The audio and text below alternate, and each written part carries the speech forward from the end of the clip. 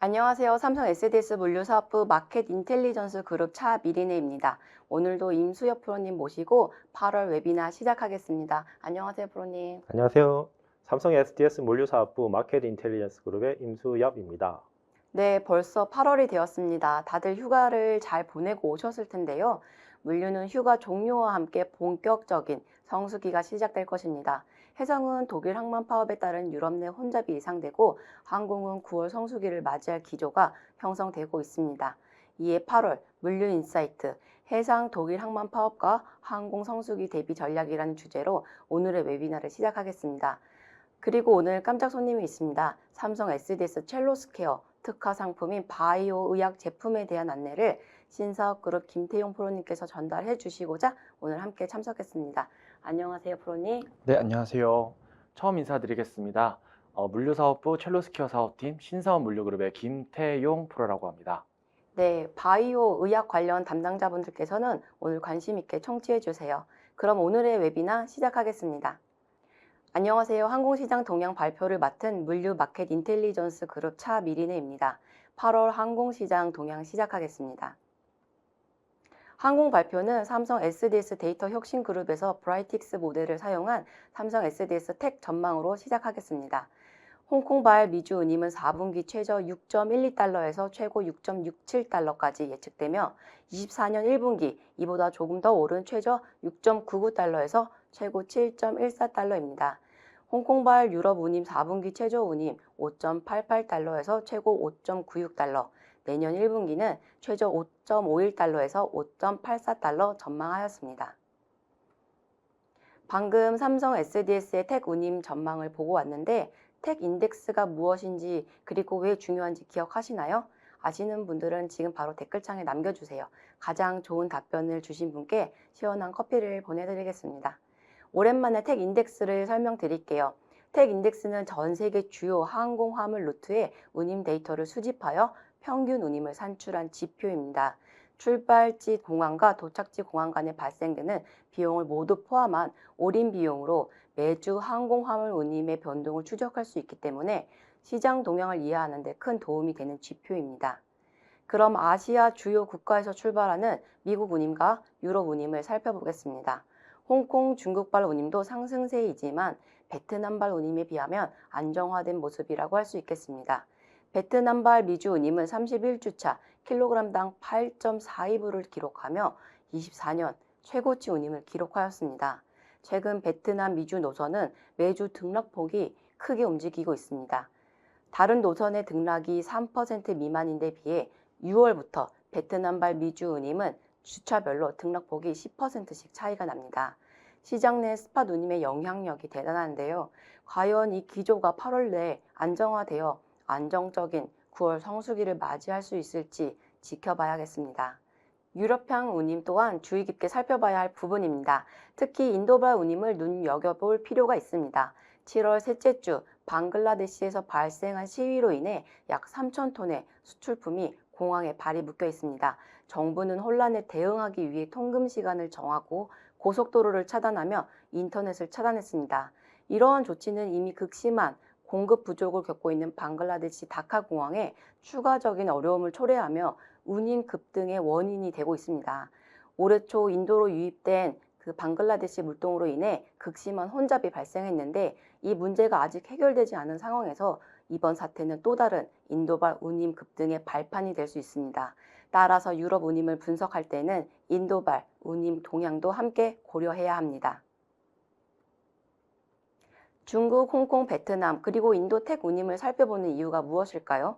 바로 해당 국가들은 제조업이 많이 밀집된 지역으로 물류업계에서는 매우 중요한 시장이기 때문입니다. 특히 중국, 홍콩, 베트남은 한국 화주분들에게 이미 익숙한 지역일 것입니다. 그러나 인도는 아직 익숙하지 않으실 수 있을 것 같아 인도 항공시장을 소개해드리겠습니다. 인도 시장은 중국 시장과 비교해 보았을 때 중국발 미주 노선보다 낮은 운임으로 시장이 형성되어 있었습니다. 하지만 홍해 사태 이후 인도발 운임이 가파르게 오르더니 결국 2024년 4월 중국발 운임을 앞서는 순간도 있었습니다. 인도발 수요가 폭발적으로 늘어나고 있다는 게 실감되는 운임 추이입니다. 이러한 수요는 인도 정부의 오랜 염원이기도 합니다. 메이크 인 인디아는 여러 정책을 통해 제조업 부분을 적극적으로 지원하고자 하는 인도 정부의 캠페인입니다. 벌써 10년 차인 이 캠페인의 주요 목적은 인도를 글로벌 제조업 허브로 발전시키고 국내외 기업들이 인도에서 제조 활동을 할 수 있도록 장려하는 것입니다. 이를 위해 인도 정부는 다양한 규제 완화, 인프라 개선, 투자 유치 등 정책을 추진하고 있습니다. 이 캠페인 덕분인지 인도는 자동차 제조업, 전자제품 및 IT 하드웨어 제조업, 섬유 및 의류 산업, 화학 산업, 철강 및 금속 산업 등 다양한 제조 분야에서 지속적인 성장을 보여주고 있습니다. 그 중에서도 항공 화물 시장에서 가장 많은 부분을 차지하는 품목은 화학 제품입니다. 의약품부터 헤어케어, 잉크, 색소 등 다양한 제품이 이에 포함됩니다. 특히 의약품은 흥미로운 분야입니다. 파이자, 노바티스, 사노피 등 유명 제약회사들이 신약을 개발하면 일정 기간 동안 특허 보호를 받습니다. 이 기간 동안 다른 회사는 동일한 의약품을 제조하거나 판매할 수 없습니다. 하지만 특허가 만료되면 제네릭 의약품, 즉 복제약을 생산할 수 있는 권한이 생깁니다. 바로 이 제네릭 의약품이 인도의 주력 상품입니다. 인도는 저렴하고 질 높은 의약품을 생산하여 전 세계로 수출하고 있습니다. 특히 북미, 유럽, 아프리카에서 높은 수요를 보이고 있습니다. 그리고 이 제약 제품은 품질 유지를 위해 대부분 항공으로 운송됩니다. 이 의약품은 일반 화물과 달리 상온에서의 변질 우려가 있어 저온 또는 냉장 보관 등 최적의 온도 유지가 필수이며 취급 난이도가 높아 전문적인 운송 및 관리 프로세스가 요구되는데요. 인도의 하이데라바드 공항은 수출품의 70%가 제약품으로 온도 조절이 가능한 전용시설, 파마존을 갖추며 글로벌 제약 산업의 엄격한 요구를 충족하며 제약품의 주요 허브 공항으로 자리매김하고 있습니다. 이렇게 까다로운 제약 운송 서비스를 삼성 SDS에서 제공하고 있습니다. 지난 2월 삼성 SDS도 국제항공운송협회로부터 글로벌 의약품 물류 항공운송 인증인 CEIV를 취득했습니다. 글로벌 우수 파트너와 네트워크를 구축하고 IoT 기반의 운송 관제 서비스를 통해 의약품 운송의 위치와 온도 이력을 철저히 관리하고 있으며 표준 운영 프로세스 준수를 통해 고품질의 서비스를 제공하고 있는데요. 잠시 후 삼성 SDS 첼로스케어의 특화 상품인 바이오 의약품 물류 서비스에 대해 신사업그룹의 김태용 프로님 모시고 이야기 나눠보겠습니다. 그리고 의약품 다음으로 많은 항공 운송 화물은 바로 가먼트, 섬유와 의류 제품이 있습니다. 이 품목은 홍해 사태로 인한 해상 운송에 어려움을 겪는 주변 국가들의 수요까지 인도 공급을 사용하고 있습니다. 특히 방글라데시 다카에서 많은 완성품이 인도 공항을 통해 운송되고 있음을 지난 4월에도 설명드렸죠. 델리 공항은 인도 내 수출 물동량이 제일 많은 공항으로 전체 수출 물동의 약 30%를 담당하지만 최근 폭발적인 수요와 열악한 인프라로 극심한 공급 부족을 경험하였습니다. 이에 인도 정부는 델리 공항의 교통 수요를 분산시키고 인도 항공 화물 인프라 개발을 위해 인도 최대의 노이다 공항을 개설 중이며 2024년 말 첫 단계 운영을 시작할 예정입니다. 인도의 항공 시장은 급격한 성장을 통해 글로벌 제조업 허브로 부상하고 있습니다. 정부의 지원과 함께 항공사들의 공급이 확대될 기미가 있어 물류업계는 이 변화에 주목할 필요가 있습니다. 아까 말씀드린 대로 첼로스케어 팀의 김태용 프로님 모시고 첼로스케어 특화 상품인 바이오 의약 운송 서비스에 대해 알아보도록 하겠습니다. 프로님 안녕하세요. 네, 안녕하세요. 첼로스케어의 바이오 의약품 물류 소개를 좀 부탁드릴게요. 네, 삼성 SDS의 첼로스케어는 전 세계 56개 거점을 기반으로 바이오 및 의약품의 물류 서비스 상품을 제공하고 있습니다. 가장 중요한 것은 품질과 안전성을 최우선으로 운영하고 있다는 점입니다. 품질과 안전성이라면 어떤 부분을 말씀하시나요? 네, 저희 삼성 SDS는 바이오와 의약품 산업에서 쌓여온 경험과 CEIV 파마와 같은 인증을 통해 표준화된 업무 절차를 따르고 있습니다. 고객의 요구사항을 반영하여 지속적으로 프로세스를 개선하고 준비된 컨설팅 및 글로벌 솔루션을 통해 작성된 SOP를 기반으로 높은 품질의 물류 서비스를 제공하고 있죠. 그렇군요. 그런 솔루션 및 컨설팅에 기반하여 어떤 종류의 물류 상품을 제공하시나요? 네, 저희 삼성 SDS가 제공하는 바이오 의약품 물류 상품의 주요 솔루션은 다음과 같습니다. 먼저 IoT 기반 물류 이력을 첼로 트러스트라고 하는 플랫폼을 통해서 제공하고 있습니다. 첼로 트러스트는 IoT 데이터의 위치와 시간 정보를 상호 매칭하여 요약된 내용을 대시보드에서 확인이 가능한 저희 삼성 SDS만의 자체 플랫폼입니다. IoT가 플랫폼을 통해 관리된다니 흥미롭네요. 고객사가 직접 첼로 트러스트를 통한 모니터링 가능하겠군요. 네, 맞습니다.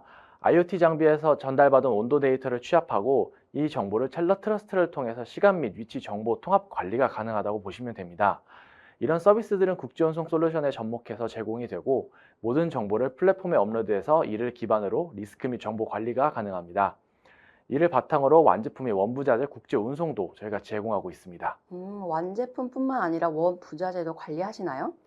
네, 원부자재 창고 운영 관리도 서비스하고 있습니다. 바이오 의약품 GMP 시설에서 원부자재 창고 운영 노하우를 바탕으로 고품질 보관 및 운영 서비스를 제공하고 있고요.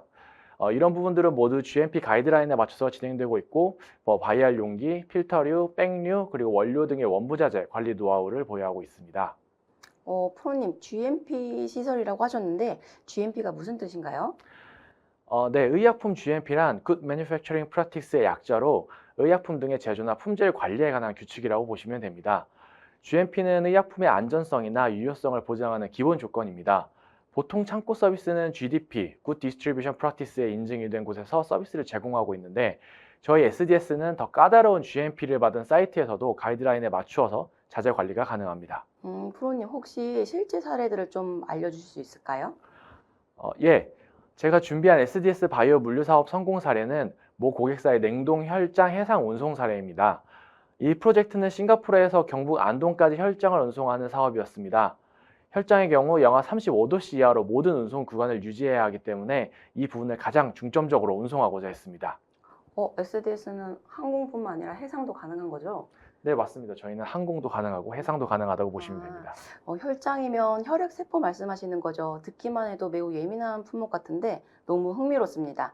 제가 알기로 혈장은 국제 운송 시 일반 화물과 전혀 달라서 전문 업체만 가능한 것으로 알고 있는데요. 네, 저희 삼성 SDS는 진행 전 SDS 싱가포르 거점의 현지 물류 전문 컨설턴트를 통해서 온도 관리 유지에 필요한 사전 컨설팅부터 시작을 했습니다. 운송 진행 전에 PTI, Pre-Trip Inspection 및 SOP 셋업을 통해서 사전 준비부터 면밀하게 진행을 했고요. 이를 바탕으로 화물의 온도 유지를 위한 포장 솔루션부터 운송에 필요한 리퍼 컨테이너를 수배하였고 선적 한 달 전에 본행 패키지 및 해상 운송을 위한 컨테이너까지 확보를 마쳤습니다. 해상으로 온도 유지 화물을 운송할 경우에는 보통 리퍼 컨테이너라는 장비를 저희가 이용을 하는데 일반 리퍼 컨테이너는 최고 영상 25도에서 최저 영하 25도까지만 유지가 가능하기에 이번 혈장 운송을 위해서는 저희가 영하 35도까지 유지가 가능한 특수 장비인 매그넘 컨테이너를 수배해서 운송을 진행했다고 보시면 됩니다. 네, 매그넘 컨테이너는 시장 내 수급도 원활하지 않을 것 같은데 정말 대단하네요. 네, 저희의 이러한 사전 준비 이후에 현지 공장에 준비된 화물을 현지 배송 및 컨테이너의 적입 작업까지 철저한 SOP 관리하에서 진행을 했고요. 이 화물의 온도 관리 모니터링은 IoT 장비의 데이터를 첼로 트러스트 플랫폼을 통해서 고객사에게 공유가 되었습니다. 운송 내 면밀한 관리는 이런 싱가포르항 출발 및 부산항 도착 후 고객 창고까지 이어졌고요. 그 과정에서도 지속적인 온도 모니터링, 이슈 발생에 대비한 지속적 보고 체계 운영 및 만약을 대비한 대비 방안까지 전방위에서 안정적인 프로젝트 운영을 위한 만전을 기했습니다. 이러한 사업의 노하우들이 지금도 계속 쌓이면서 저희 삼성 SDS의 바이오 물류 서비스는 지속적으로 발전하고 있다고 보시면 될 것 같습니다. 네, 프로님 아주 독보적인 예를 잘 들어주신 것 같아요. 네, 저희 삼성 SDS의 첼로스케어는 글로벌 네트워크와 IT 플랫폼을 기반으로 바이오 및 의약품을 안전하고 효율적으로 운송하고 있습니다. 저희는 삼성 SDS만의 강점인 첼로 IoT 서비스, 전문 의약품 운송 라이선스, 아야타 CIV 파마 취득 등을 통해서 안정적이고 철저한 고객 친화적 IT 기반 물류 서비스를 제공하기 위해 지속적으로 노력하고 있습니다. 이런 서비스 관련 문의사항은 언제든지 저희 첼로스케어 홈페이지를 통해서 문의 주시면 바이오 의약품 전문가인 저희 팀을 통해서 언제든지 도와드리도록 하겠습니다. 네, 프로님 오늘 자세한 설명 감사합니다. 네, 감사합니다.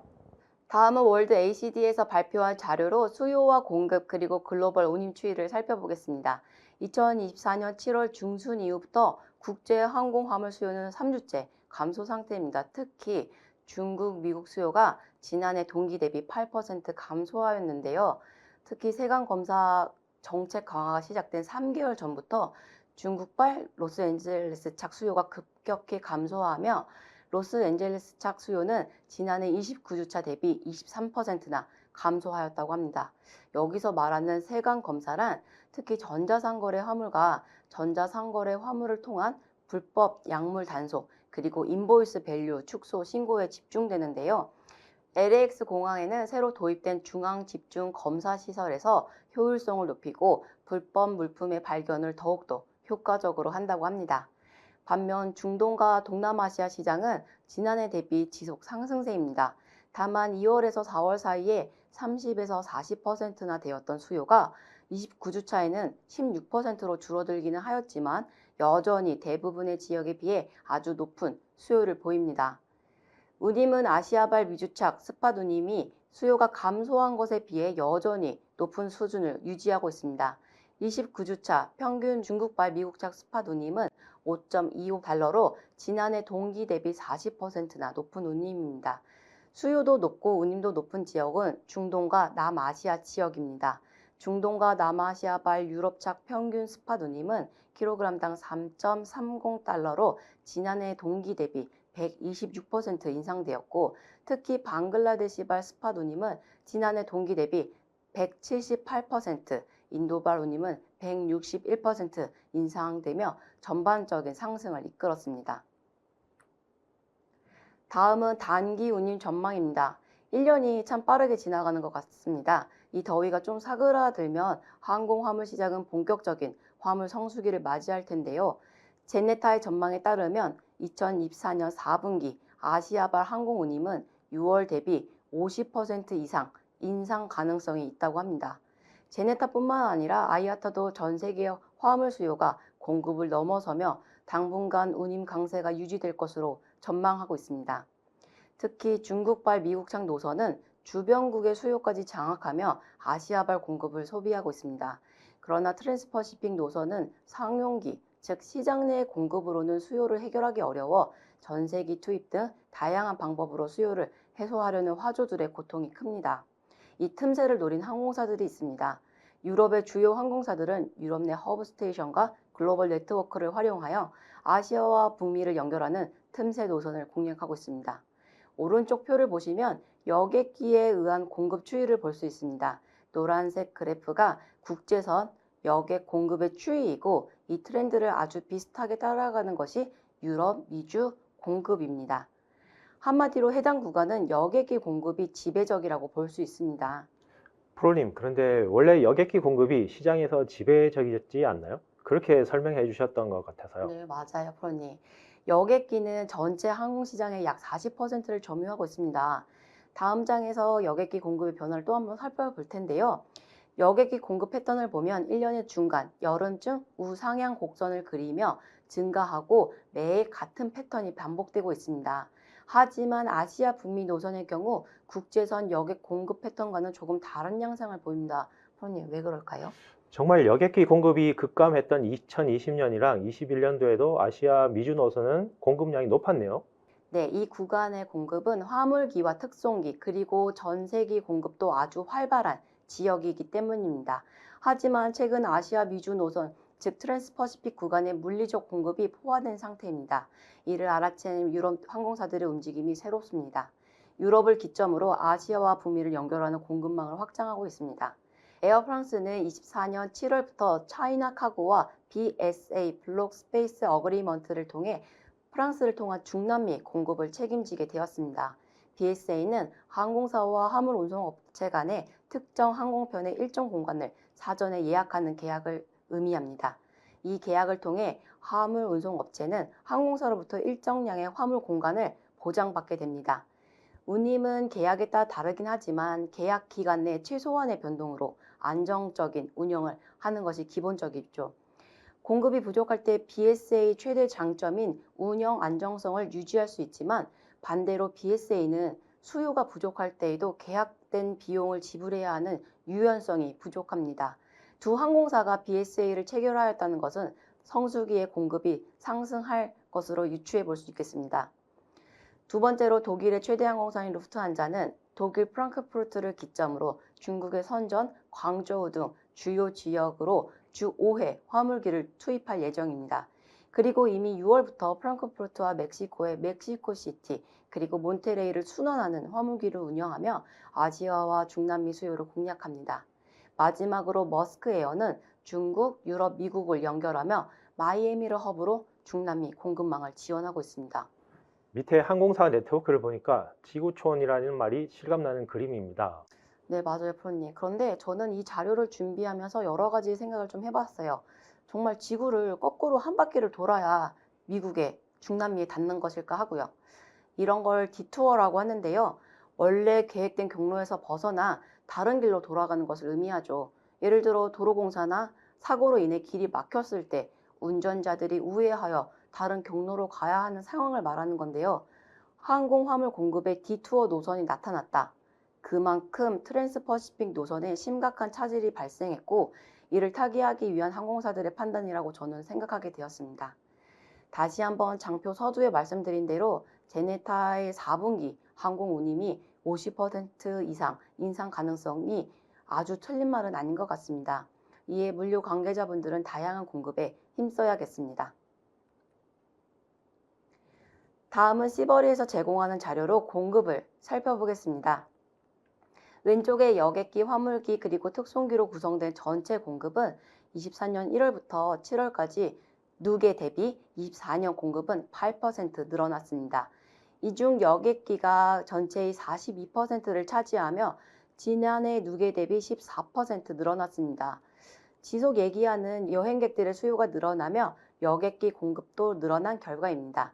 특히 동북아시아 내 여객기 화물 공급이 38%나 증가하였습니다. 그리고 동북아와 동남아를 오가는 여객기 화물 공급은 23% 증가하였고 아시아발 수출 부흥에 기여하였습니다. 또 전체의 38%를 차지하는 화물기도 지난해 누계 대비 7% 늘어났습니다. 특송기는 전체의 20%를 차지하지만 누계 대비 변동은 없습니다. 공급이 지난해 대비 개선되는 모양인데요. 이에 맞춰 국제 항공 수출 물동량 전망도 밝은지 확인해 보겠습니다. 국제 항공 수출 물동량은 23년 대비 24년에는 3.8% 성장하고 25년에는 추가적으로 2.8% 성장할 것으로 시버리는 전망하였습니다. 특히 인도의 성장률을 주요 동력으로 중동의 환승 허브 네트워크가 활성화되고 있는데요. 이에 따라 중동과 남아시아 지역은 24년 9.9% 그리고 25년에는 4.7% 증가하며 다른 지역보다 눈에 띄는 성장이 예상됩니다. 인도와 중동은 계속 언급이 되네요. 네, 항공시장에서 인도와 중동의 역할이 커지는 건 확실한 것 같습니다. 그래서 다음 웨비나에는 중동이 부상하는 이유에 대해서 좀 알아보면 좋을 것 같아요. 특히 홍해 사태로 CN에어 복합 운송이 어떤 역할을 하게 되었고 이에 따른 중동 항공시장의 역할은 무엇인지 SDS 권역의 생생한 소리를 담아 전달하도록 하겠습니다. 마지막으로 항공 이슈 브리핑입니다. 아프리카 대륙에 대해서 좀 알아보려고 합니다. 이번에는 아프리카 대륙이요? 네, 아프리카 대륙의 항공시장 현황은 어떤지 궁금하지 않으세요? 최근 지정학적 이슈로 인해 홍해와 수에즈 운하의 불안정성은 아프리카 대륙을 경유하는 항로의 필요성을 부각시켰습니다. 희망봉 우회 같은 경로 말씀이신 거죠? 네, 항공은 현재 중동을 통한 우회를 많이 하고 있지만 언제 어디서 발생될지 모르는 지정학적 위기와 차세대 항공 산업의 가능성을 놓고 보았을 때 주요 항공사들은 아프리카 네트워크 확장의 중요성을 인지하기 시작했습니다. 아프리카 대륙 내 항공 성장을 촉진하기 위해 아프리카 국가들이 단일 항공 운송 정책과 같은 정책적 프레임워크를 추진 중이며 특히 지리적으로 중남미와 유럽의 접근성이 높다는 것이 가장 큰 이점인데요. 이에 글로벌 항공사들의 지속적인 공급 확대가 진행 중입니다. 그럼 어느 나라와의 물동량이 또 어떤 물품이 아프리카를 향하는지 확인해 볼까요? 2024년 5월 전체 항공 화물 수요는 지난해 동기간 대비 14.7% 성장하였습니다. 특히 아프리카와 극동아시아 화물 수요는 40.6%나 성장하였는데요. 이 성장에는 아프리카계 항공사 공급이 지난해 동기간 대비 18.4%나 증가한 배경이 있습니다. 극동아시아에서 어떤 제품이 아프리카로 운송되었는지 궁금하지 않으세요? 중국 아프리카 직항 노선은 4개의 주요 항공사, 에티오피아 항공, 케냐 항공, 에어차이나 그리고 남방 항공 별로 주 3에서 4회 정도 운항 중이고 도시마다 다르지만 약 11시간에서 13시간 정도 비행 시간이 소요됩니다. 이 먼 곳까지 전자상거래와 패스트 패션 화물이 닿았습니다. 특히 패션 제품의 급격한 성장을 보이며 수요와 공급을 이끌었습니다. 미미하지만 분명한 성장이 있는 기회의 대륙이 아닌가 싶습니다. 이를 바탕으로 20년 내 항공 환승 네트워크 허브로 성장하길 희망하는 바입니다. 다음은 해상 시장 동향을 알아보겠습니다. 네, 안녕하십니까. 삼성 SDS 물류 MI그룹에서 해상을 담당하는 임수엽입니다. 항공시장 동향에 이어서 해상시장 동향을 살펴보도록 하겠습니다. 보시는 그래프는 삼성 SDS 물류 데이터 혁신그룹에서 제공하는 2024년 SCFI 종합지수 및 항로별 운임 전망이 되겠습니다. 4월부터 상승세를 이어오던 SCFI 종합지수는 7월 첫째 주에 3,700을 상회하면서 정점을 찍었었는데요. 그 후 하락세로 전환하는 모습을 보여주고 있습니다. 아무래도 예년 대비 많은 신조 인도에 따른 공급의 증가가 하방 압력으로 작용하는 것이겠는데요. 향후 SCFI 종합지수 3개월간의 단기 예측치를 보면 월 평균 기준으로 8월 3,206포인트, 9월 3,069포인트, 그리고 10월에는 2,913포인트로 점차 하락하는 움직임을 보일 것으로 전망하고 있습니다. 물리 시황 전문 기관인 클락슨과 드루리에서 발표한 시황 전망에 대해 살펴보겠습니다. 클락슨에서는 2024년은 컨테이너 시장의 강력한 성장의 해라고 평가했습니다. 2022년과 23년 글로벌 물동량 증가율은 마이너스 3.7% 그리고 0.7%로 전년보다 역성장을 하거나 거의 성장이 미미했던 반면에 2024년은 5.1%의 성장을 기록할 것으로 예상하고 있습니다. 물량뿐만 아니라 거리까지도 포함한 개념인 TU 마일스 성장률의 경우 물동 성장률보다 훨씬 높은 16.7%의 성장을 전망하고 있습니다. 이미 5월의 글로벌 컨테이너 물동량은 기록적인 수준인 1,590만 TU에 도달했었는데 이는 전년 대비 6%나 증가한 수치입니다. 글로벌 컨테이너 시장의 성장에 비해 물류 상황은 좋지 않습니다.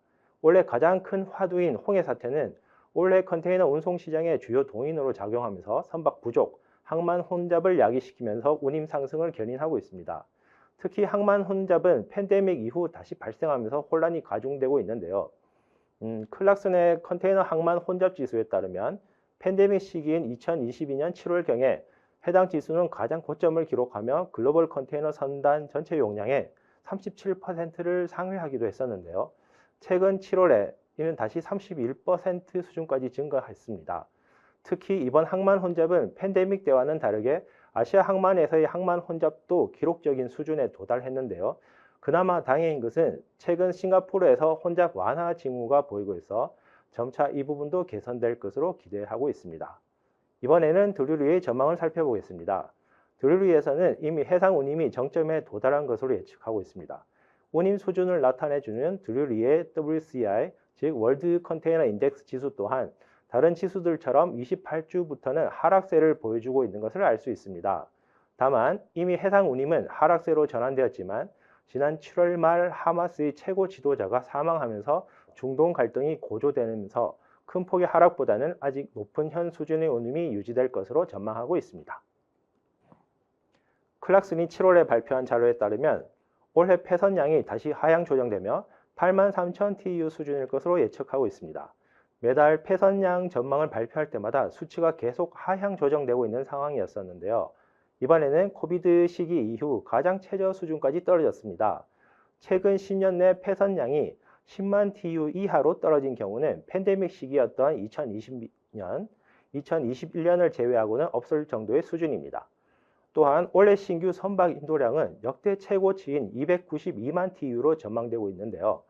이미 상반기까지 164만 TEU, 즉 56%가 인도되었으며 7월까지 반영하면 이미 인도 예정 물량의 60%까지도 넘어서는 것으로 나타났습니다. 이런 역대급의 인도량은 이제까지는 희망봉 오해에 따른 선복 흡수 상황으로 힘을 발휘하지 못했지만 이제 수요가 점차 진정되는 분위기를 맞이하여서는 운임 하방의 주요 요인이 될 것이라는 전망입니다. 클락슨의 컨테이너 수급 상황을 나타내는 그래프입니다.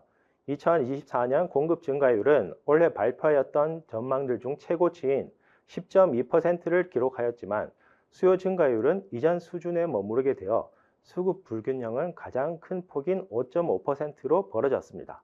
다만 이런 공급 전망에도 무색하게 홍해 사태로 인한 선복 흡수와 성수기 영향으로 여전히 실질적인 선복은 부족한 상황입니다. 즉 신조 인도가 지속되면서 추가 투입 선박으로 공급 경색이 최근 일부 다소는 완화되고 있지만 선복 확보는 아직까지는 타이트한 상황이 유지되고 있는 것으로 알려졌습니다. 이번에는 상하이 해운거래소에서 매주 발표하는 SCFI 종합지수 및 항로별 운임 변동 현황을 보겠습니다.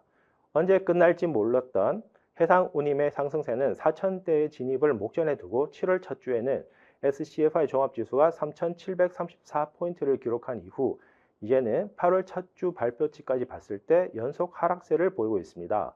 이는 아무래도 하주들의 조기 선적 열풍으로 예년보다 일찍 시작했던 성수기 효과가 차츰 사그러드는 와중에 선사들은 높은 운임률을 보이는 항로들에서의 수익을 극대화하기 위해서 신규 서비스를 런칭하고 추가 선박들을 투입해 왔기 때문인데요. 아무래도 계속 늘어나는 신조인도 물량과 더불어 이런 움직임들은 운임 하방 압력으로 작용하고 있습니다. 그에 따라 특히 추가 선봉량이 많았던 미주 서안과 남해안 운임의 하락세가 가장 강하게 관측되고 있어 7월 5일 발표 대비 8월 2일 발표된 수치로 봤을 때는 미주 서안향은 22.9%, 남미향은 12.8%로 가장 큰 폭의 하락을 보여주고 있습니다. 현재의 수급 완화 추세로 인해 선사들은 미주, 유럽 등 주요 항로에서 운임 인상보다는 기존 운임을 유지하거나 추가적인 하락 방지를 위해 노력할 것으로 보입니다. 이번에는 알파라인에서 집계한 글로벌 탑10 컨테이너 선사들의 선봉량 및 마켓시어입니다. 단연 눈에 띄는 선사는 스위스의 MSC인데요. 공격적인 선대 확장 전략으로 2023년 5월에 선사들 중에는 최초로 500만 TU를 상회한 지 얼마 되지도 않았는데요. 7월 중에 600만 TU를 넘어설 거로 예상되면서 이렇게 될 경우에는 단일 선사로는 시장 점유율을 20%까지 확보할 것으로 예상됩니다.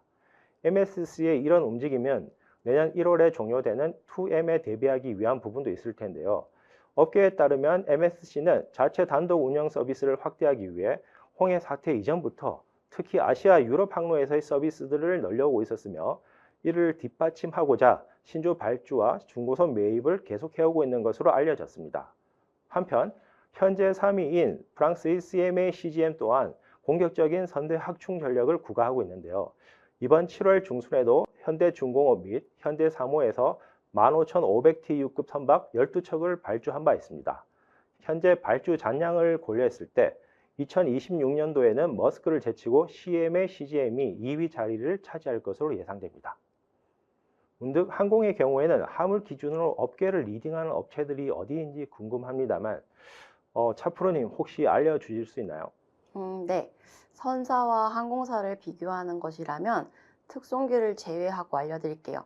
예전에 대한항공과 아시아나 합병을 설명하면서 항공사 글로벌 랭킹을 알려드린 적이 있는데 그때는 이제 매출 기준이었고 운송량 기준으로 2023년 발표된 랭킹은 카타르 항공이 1위입니다. 다음이 에미레이트, 그리고 3위가 대한민국 국적사인 대한항공입니다.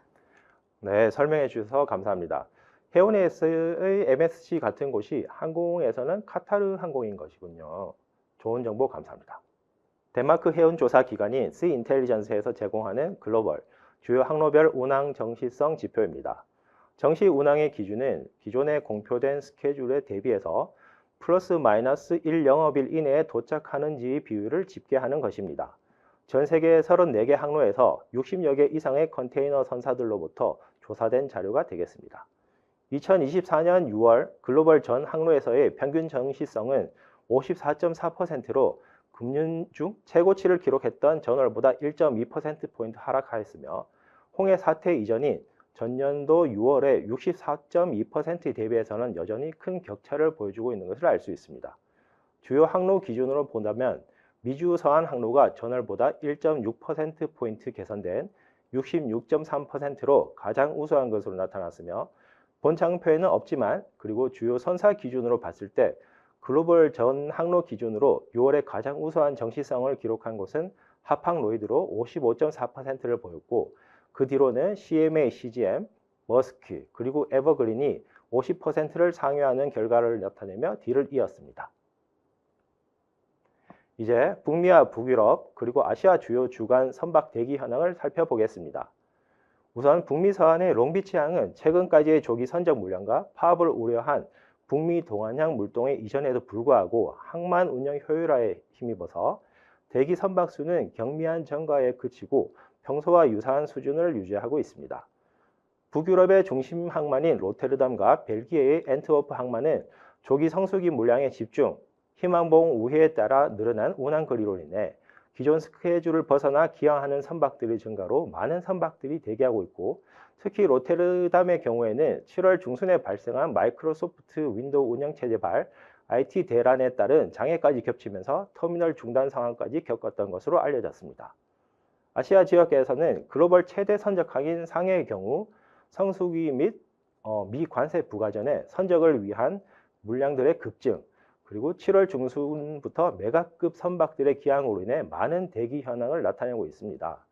그리고 최대 환적항인 싱가포르의 경우에는 폐쇄되었던 터미널의 재개통과 인근 말레이시아 포트 클랑 등으로의 물량 분산 등에 힘입어서 대기 시간이 3일에서 2일로 줄어드는 등 혼잡이 개선되고 있는 것으로 관측되었습니다. 이번에는 글로벌 주요 항만별 6월 한 달간 컨테이너 처리 물동량 현황을 살펴보겠습니다. 수입, 수출, 그리고 환적 물량까지 포함한 개념으로 스루풋이라고도 합니다. 주목할 만한 것은 2024년 상반기에 중국 항구들의 컨테이너 처리량이 총 약 1억 6천만 TEU로 전년 대비 8.5% 증가한 것으로 나타났는데요. 그 중에서도 상하이의 처리량은 약 2,600만 TEU로 전년보다 7.5%, 그리고 닝보의 처리량은 약 1,900만 TEU로 전년보다 8.4% 증가하였습니다. 6월 한 달 기준으로만 본다면 상해, 닝보, 심천, 천진항이 각각 전년보다 12.1%, 4.5%, 그리고 11.5%, 마지막으로 2.7% 각각 늘었는데요. 이는 관세 인상 시점인 8월 초를 앞두고 미국 업체들이 중국산 제품에 대한 주문을 늘리면서 수출량이 급증한 것으로 보입니다. 한편 미주 서안의 롱비치항은 금년 들어 계속되는 소매 소입 물량의 증가와 8월의 대중 관세 인상 및 미 걸프와 동부 항만 노조 파업 이전 조기 선적 물량의 급증으로 6월 한 달간 약 84만 TEU를 처리하면서 전년 동기보다 무려 41.1%나 급증한 모습을 보여주었습니다. 이번 8월 웨비나에서는 최근 가장 이목이 주목되고 있는 독일 항만 노조 파업과 미국의 대중 관세 인상에 따른 영향에 대해 분석해 보았습니다. 첫 번째로 독일 항만 노조 파업에 따른 영향을 살펴보겠습니다. 올해는 파업도 참 많은 한 해인 것 같습니다. 미국, 캐나다의 파업 발생 우려에 이어서 최근 독일 항만 노조가 파업을 진행하면서 홍해 사태에 이어 글로벌 공급망의 위기를 고조시키고 있습니다. 독일 항만 노조인 베르디는 독일의 공공서비스 노동조합 연합으로서 약 12,000명의 항만 노동자가 소속된 노조입니다. 지난 몇 년간 지속된 인플레이션으로 저임금 계층의 노조원들은 큰 타격을 받았습니다. 계층 간의 임금 격차도 벌어졌습니다. 이에 노조는 시급 3유로 인상과 2022년 협상 시에 누락되었던 교대 수당 인상을 요구하며 임금 인상을 통해 재정적 구제책을 마련해 주길 촉구하고 있습니다. 최근 진행 경과를 살펴보면 지난 6월 2차 협상에서 사측의 제안이 개선되지 않자 한시적으로 경고성 파업을 진행하였습니다. 이어진 3차 협상도 결렬되면서 독일의 주요 5대 항만인 함부르크, 브레마벤, 브레멘, 브레이크, 엠덴 항만에서 이틀간의 파업을 진행하며 파업 수위를 점차 높여왔습니다.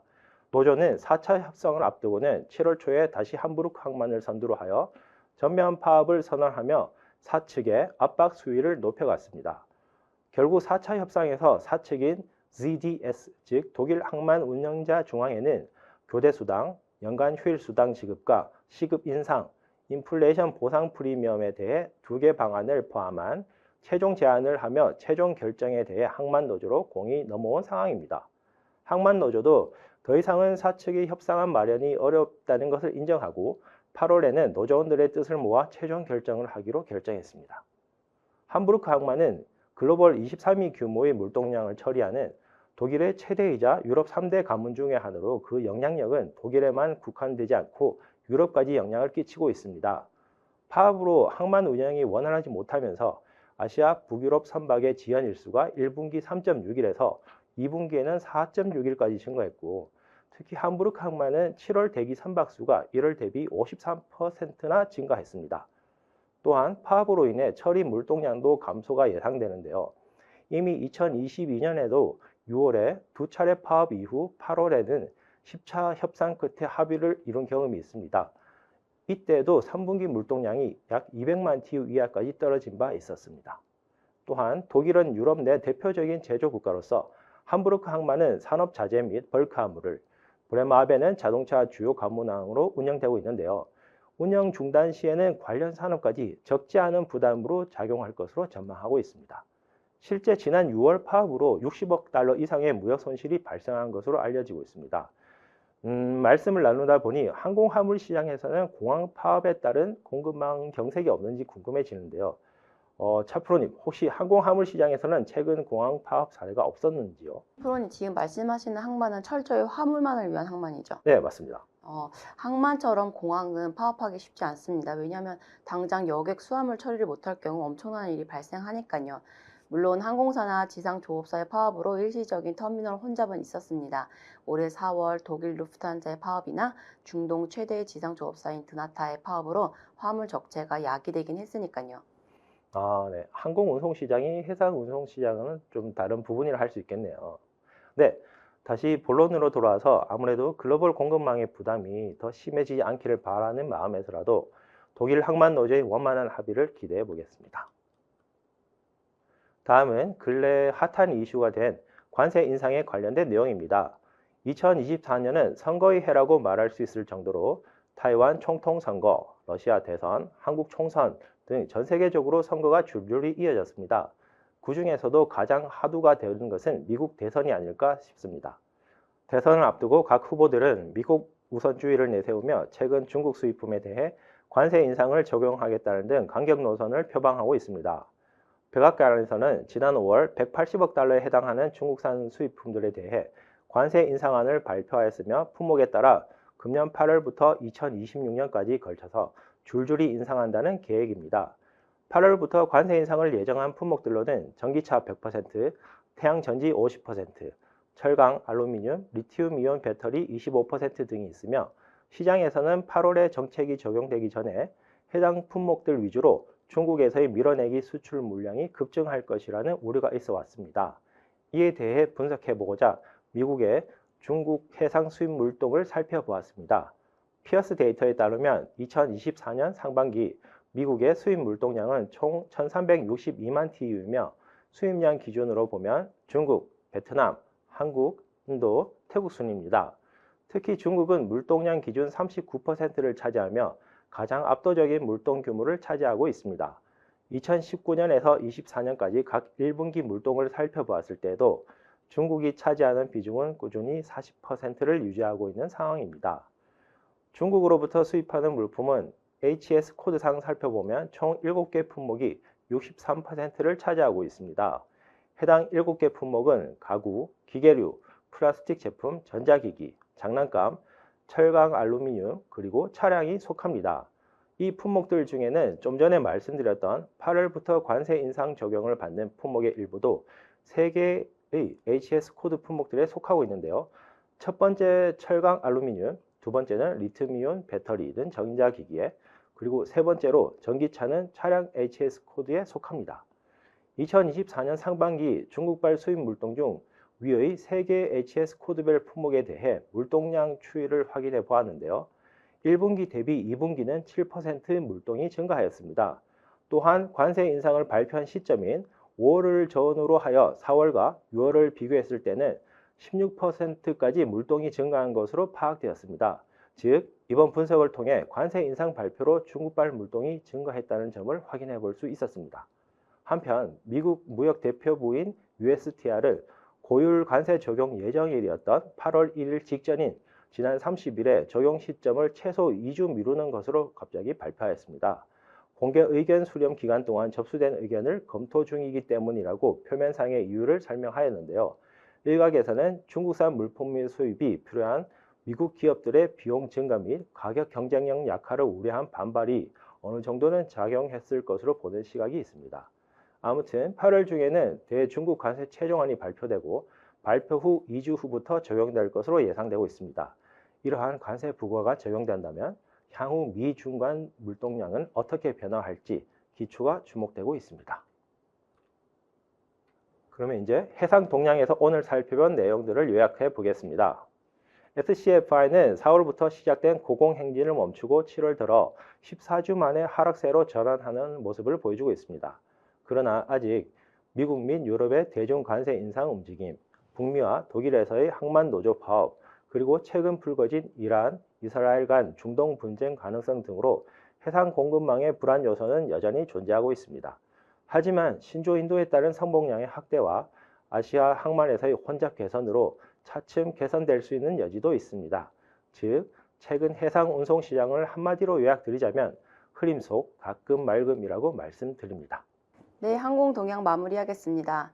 7월 잠시 항공 동향은 휴가 중이었습니다. 7월 내 연속적으로 수요가 감소하였고 이에 공급 보합세로 글로벌 평균 1% 감소하였습니다. 휴가를 위한 여객기 공급이 지난해 대비 14%나 증가하며 중국 홍콩발 운임 하방 요소로 작용하고 전반적인 항공시장을 부드럽게 하였습니다.